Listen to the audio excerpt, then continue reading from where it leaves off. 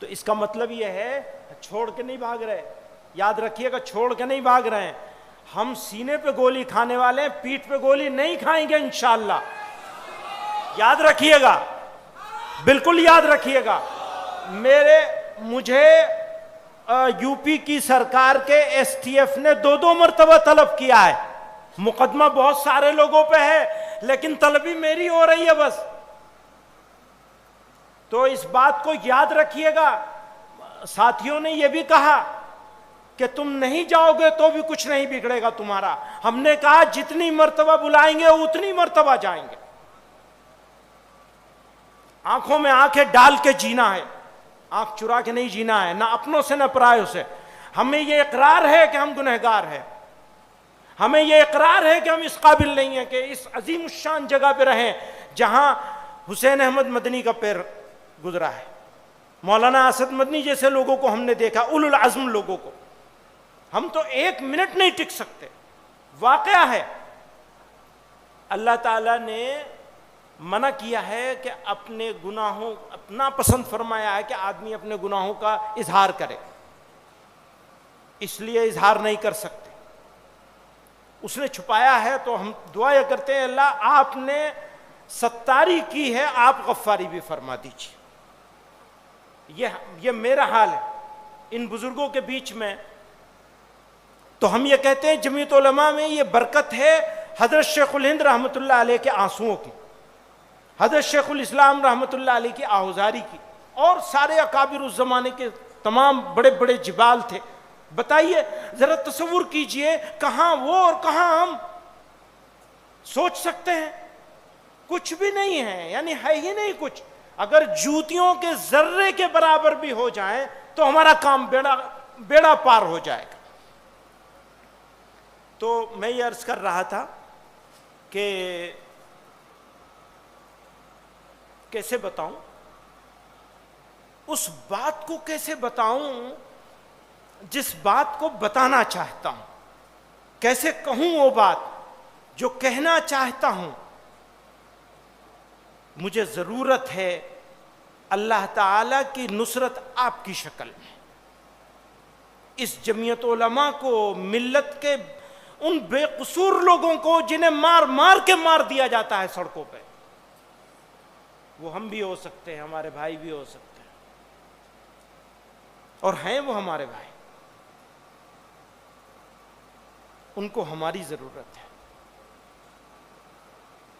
اگر ان کی ضرورت ہم پوری نہیں کریں گے تو ہماری بخشش نہیں ہوگی. ہماری بخشش نفل نمازوں میں نہیں ہے، ہماری بخشش نفل نمازوں میں نہیں ہے. فرض تو ضروری ہے، ہماری بخشش انہی میں ہے. ہماری بخشش ان میں ہے جن کو مرتد بنایا جا رہا ہے، جن کو مرتد بنائے جانے کی پلاننگ ہو رہی ہے. میں یہ آپ سے یہ کہتا ہوں، نہیں کہنا چاہتا لیکن کہتا ہوں اس بات کو. ہم ہندوستان کی، بھارت کی ساری پولیٹیکل پارٹیز کو، مسلمانوں کے پاس ساری پولیٹیکل پارٹیز کے لیے دروازہ کھولنا چاہتے ہیں. لیکن اگر کسی نے مسلمانوں کی شناخت ہی مٹانے کا نیت کر لی ہو، انہیں یہ منظور نہ ہو کہ مسلمان مسلمان رہے، تو پھر کیا ہوگا؟ راستہ رہے گا ہمارے پاس؟ نہیں ہے، وہ راستہ نہیں ہے. اور ہم سے شکایت ہے آپ لوگ ایسا کرتے ہیں، ویسا کرتے ہیں. آپ لوگ ویسا کرتے ہیں، ویسا کرتے ہیں، ہم کہاں ایسا ویسا کرتے ہیں؟ آپ کرتے ہیں ایسا ویسا.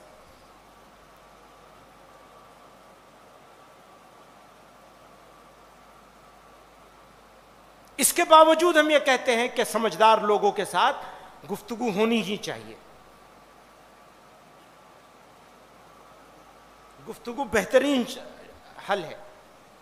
گفتگو ہونی چاہیے، گفتگو بند نہیں ہونی چاہیے، دروازہ کھلا رہنا چاہیے. واپس آتا ہوں اس بات پر ہم یہاں جمع ہوئے ہیں.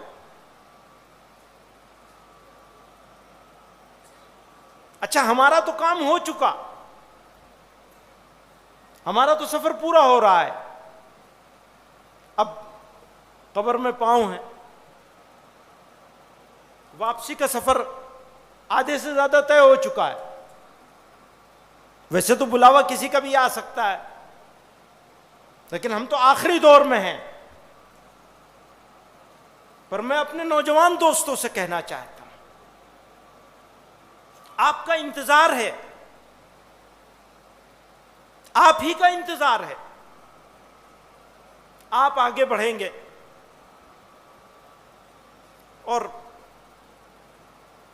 اللہ تعالیٰ چاہے گا تو آپ سے انقلاب آئے گا.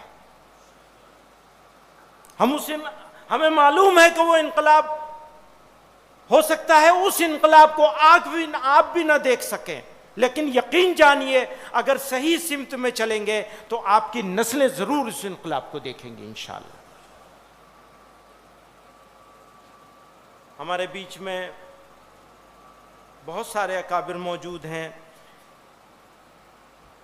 حضرت مولانا عبدالقوی صاحب ہیں, حضرت محتمم صاحب ہیں, حضرت مولانا رحمت اللہ صاحب ہیں, مفتی سلمان صاحب ہیں, مولانا راشد صاحب ہیں, مولانا بدر الدین صاحب ہیں, مولانا عبدالرب صاحب ہیں, مولانا رفیق صاحب ہیں. یہ سارے وہ لوگ ہیں, بڑے بڑے لوگ ہیں.